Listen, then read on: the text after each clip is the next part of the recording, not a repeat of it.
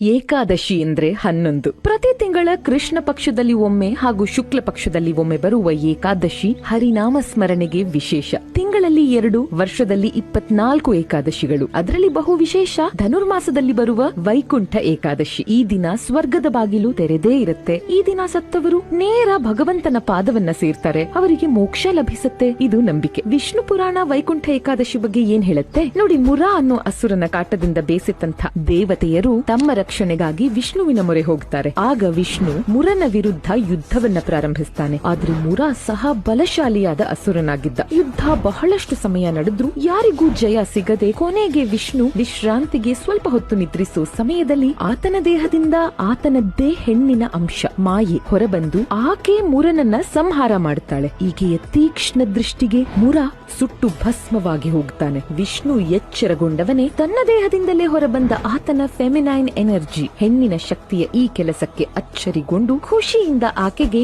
ಏಕಾದಶಿ ಎನ್ನೋ ಹೆಸರನ್ನಿಟ್ಟು ಆಕೆಗೆ ಏನ್ ಬೇಕೋ ಆ ವರವನ್ನ ಕೇಳಲು ಸೂಚಿಸ್ತಾನೆ. ನಾನು ಮುರನನ್ನ ಸಂಹಾರ ಮಾಡಿದಂಥ ಈ ದಿನ ನಿನ್ನನ್ನ ಆರಾಧಿಸೋ ಅಷ್ಟೂ ಭಕ್ತರಿಗೆ ವೈಕುಂಠದ ದ್ವಾರ ತೆರೆದೇ ಇದ್ದು ಅವರ ಪಾಪಕರ್ಮಗಳೆಲ್ಲಾ ತೀರಿ ಅವರಿಗೆ ಮೋಕ್ಷ ಲಭಿಸಲಿ ಅಂತ ಕೇಳ್ಕೊತಾಳೆ. ಹಾಗೂ ಅಂದಿನಿಂದ ಏಕಾದಶಿಯ ಕೋರಿಕೆಯಂತೆ ವೈಕುಂಠ ದ್ವಾರ ಸರ್ವರಿಗೂ ತೆರೆದಿರೋ ಈ ದಿನ ವೈಕುಂಠ ಏಕಾದಶಿ ಆಯ್ತು.